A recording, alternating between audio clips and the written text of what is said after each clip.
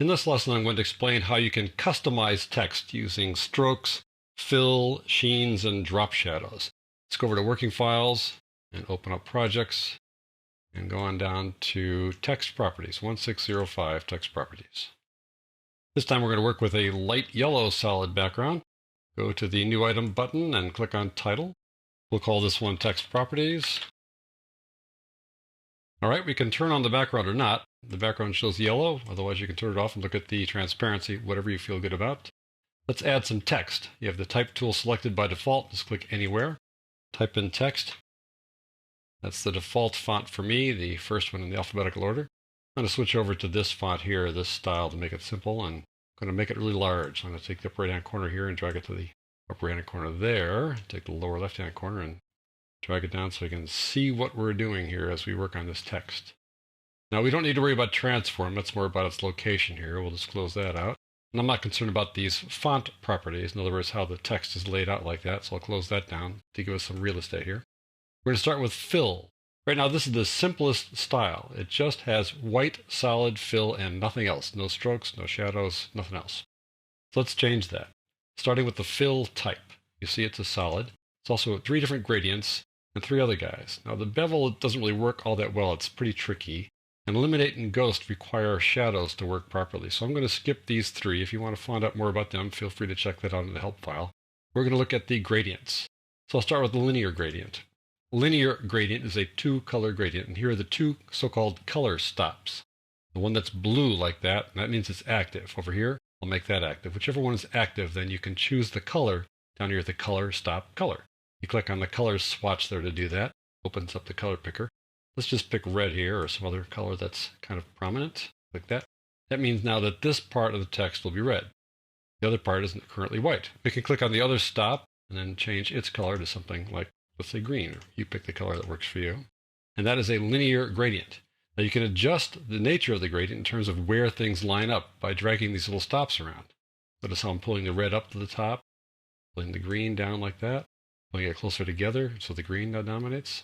If I want the text to be somewhat transparent, I can click on the color stop opacity. Whichever color stop is selected, which is the red one right now, I can drop the opacity on that. Look through it like so. If I turn on the yellow background, it might be more obvious. Goodbye, red text. You can make things fade away, which is helpful, particularly when you create shapes to use as a track mat. All right, I'm going to turn the yellow back off again. The linear gradient is a per character basis. If I change the angle, you'll see how the angle now is on a per character basis. It's not like angling through all the text as one word. It just goes through each character like that. And the repeat means you can repeat the gradient over and over again, like that. There you go. If I move the color stops, that'll change it too. You can cover the entire thing depending how far apart you pull the color stops. See how that works? Let's go to radial gradient now. Change to the radial gradient. See how each text item is a circle now? The color stops work the same way here. I click on one to make it active. I can change it from green to something else. There we go. If I pull it up, this is the center of the radial. You might not really get that as I pull it up there, but it's way down there. But I can adjust that by where I position these stops. Pull the stop down, and I can move that in like that. The next one down is a 4-color gradient. It's the same basic process. You choose one of the color stops and change the color. You can just have 4 different colors. I'm going to go make this a solid again because I want to work with a sheen. And it's a little more obvious when you work with a sheen to have a solid in the background to see what's going on. Switch back to solid. Maybe tone it down a bit. That's kind of bright red. Let's tone it down to not so bright. There we go. I'm going to add a sheen now. If I click on that, nothing will happen. I need to describe the sheen. Open this up. I want to describe the sheen in terms of its size. Now, a sheen is just kind of a line. You'll see that in a second. Makes it look like it's glowing. It's kind of cool. There you go. You can adjust the size of that, and you can adjust the angle as well. The offset means how far up and down the text is it. There we go. Change the color as well. I'm going to save texture for the next lesson, so I'm going to close this down now. Turn off sheen for the time being so we can kind of focus on the rest of these things here.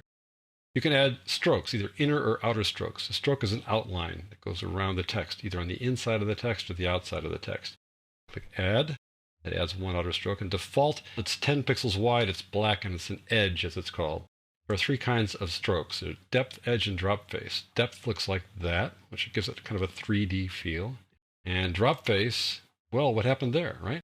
Drop face is like a drop shadow. It's just hiding back there. If I change the magnitude, you'll see it's back there like that. I'm going to go back to edge for now, though. So we have black now as the stroke. Let's change that by clicking on the color swatch there, and I'm going to make it blue by clicking here and clicking there and clicking OK. Now I'm going to add another stroke. So I go up here, Add, puts another stroke, and it goes outside of the current stroke. Wherever the current stroke is, this expands outside that. So if I change the first stroke to, let's say, 20, that's going to push this new one farther out like that. I'm going to expand this a little bit to the right so I can see more of the instructions like that, so you can see more as well. There you go. If I want to change the order, if I want that black on the inside and blue on the outside, I can move these guys up or down. If I move it over a little farther, you can see there's a move down there. I'm just going to move this guy up to like that. That makes it easy. So now black is on the inside and blue is on the outside. That's how strokes work. You could have a sheen with the stroke as well. You'll find lots of presets have sheens in the strokes. You have a sheen on one part of the stroke and a sheen on another stroke that's in a different location. It makes it look kind of cool. So I'm going to add a sheen here to this first one. There it goes. This time it comes on by default when you turn it on. You can change the offset a bit, change the angle a bit, like so. Then I can put a sheen on the blue one as well and have it go in a different place. Sheen there on the blue, and we can have it go a slightly different location, different angle, like that. Give it a sheen in a different direction like that. Change the offset a bit. You can add so-called texture to the stroke, so I'm going to explain that in the next lesson. Moving down here to shadow, add a drop shadow to it. You can barely see that something happened. Something kind of slid down there to the right. I'll move it a little bit farther by changing the distance. There's the drop shadow right there. You can define the drop shadow. You can say how opaque it is. 100% opaque, drop it down. So I want to change the angle. Right now it says minus 234, and it's kind of going down here where I think it would be like positive 135. But the way that angles work with text is just a little odd. Here's 0 degrees, as you'd expect, kind of pointing north. I'm going to go to 90 now. When it gets to 90, at 91, it's going to go to minus 269. Odd how that works, but you can just see it. There you go. You can increase the size of it. And then the spread will soften the edges. You go up to 100% spread, it just softens the edge. Not much, just a little bit around the edge. It doesn't make it much larger. And the distance is something you control again like that. Those are the 4 basic things that you can do to customize text. I'll just remind you again. It's fill, strokes, inner or outer strokes, sheen, and drop shadows. I'm going to explain how you can add texture, and pictures, and logos to your titles in the next lesson.